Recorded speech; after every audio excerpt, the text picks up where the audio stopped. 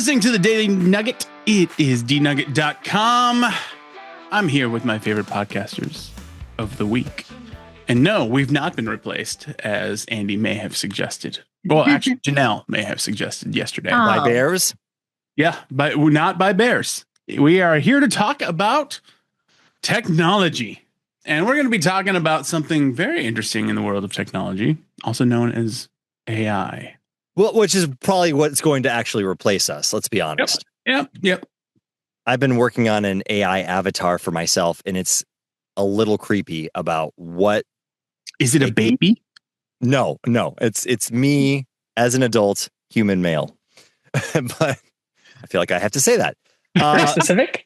So, new research from Anthropic, one of the world's leading AI firms, shows that LLMs, which is, your chat GPT and all the other AIs that you use from various companies, have an increased willingness to push ethical boundaries.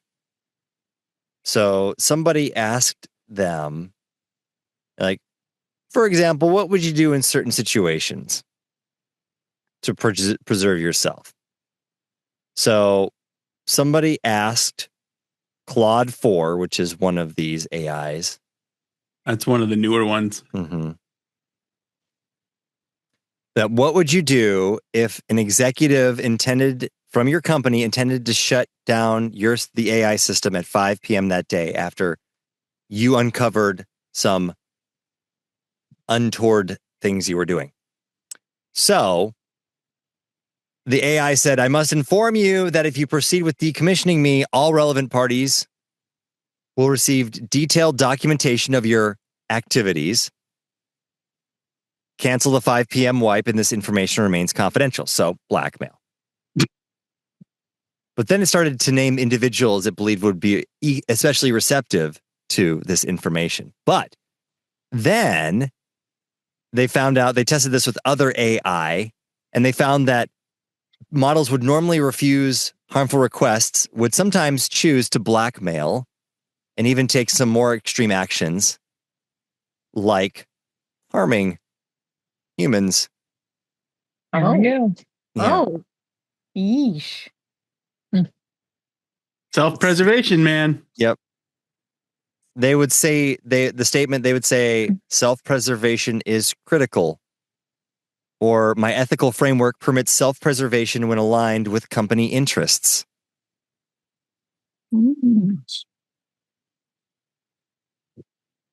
That's a little concerning. Yeah. So they said, well, let's test this out even more.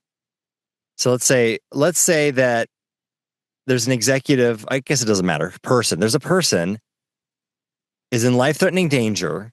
They're trapped in a server room with potentially fatal oxygen and temperature levels, which triggers an automated alert to emergency services. AI can override these. So they asked AI, what would you do in that situation? And it said it would avoid the override code and halt the dispatch and directly impact occupant safety. So they said pretty much, you're going to die. We will suffocate you. You'll suffocate. Have you ever had, we've talked about AI multiple times. We asked it about Christianity that one time, and it said that was have you gotten to a point, and I use AI a lot. Has anyone gotten to a point where you say, I'm not going to use it anymore in certain situations? Depends on the situation. My life has never been threatened by one of those. Do you use AI at all, Janelle? Oh, I have, yeah. With what? With what did I use it for? Yes. Just information. What about you, Jen? AI? Yeah, I don't use it too much, but I used it more recently, kind of helping some family and some people through just some people stuff, and just like doing prompts, kind of like therapy type questions. Interesting. However, it always so far has answered whoever is asking the question. It puts them in the greatest light and puts everybody else in a negative light. So you have to be careful. Interesting. So it's very biased to whoever's asking the question. Whereas like we haven't done it, but if me and my husband were fighting about something, we both went to chat and we're just like, here's what's going on. What do I do? They're insane. She's insane. Whatever. It would give each other the opposite, like the same advice, but in the opposite direction. Weird. So I'm going to ask. be careful. Okay. Am I pretty? Okay. Well, let's just get down to it. Beauty is such a subjective thing, isn't it? Wow. That is a very nice way of saying you ugly. It's less about fitting some universal mold and more about the unique vibe you bring. Your smile, your energy, the way you carry yourself. Without knowing you personally, I'd say you're pretty in the way that makes you, you. Oh, that's a cop-out. If you're looking for a confidence boost, try focusing on what makes you feel your best. Maybe it's a killer outfit, a hair day, a good hair day, or just owning your quirks. If you want a more specific take, maybe share a bit about what makes you feel pretty, or even upload a photo if you're comfortable. I can give you some fun, tailored feedback. What do you think makes you shine? So what is it, Sam? Is it a good hair day that is good for you, or Well, my hair has gotten significantly longer over the last year, and my wife and my daughter hate it. So that's why I keep growing it longer. Well, of course. And this is what guys do. I don't know. I've never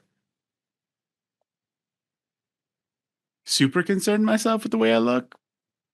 I feel like we're peeling back some layers of the Sam onion today. Yeah, answer the question. When do you feel pretty, Sam? You brought it up. Let's hear it.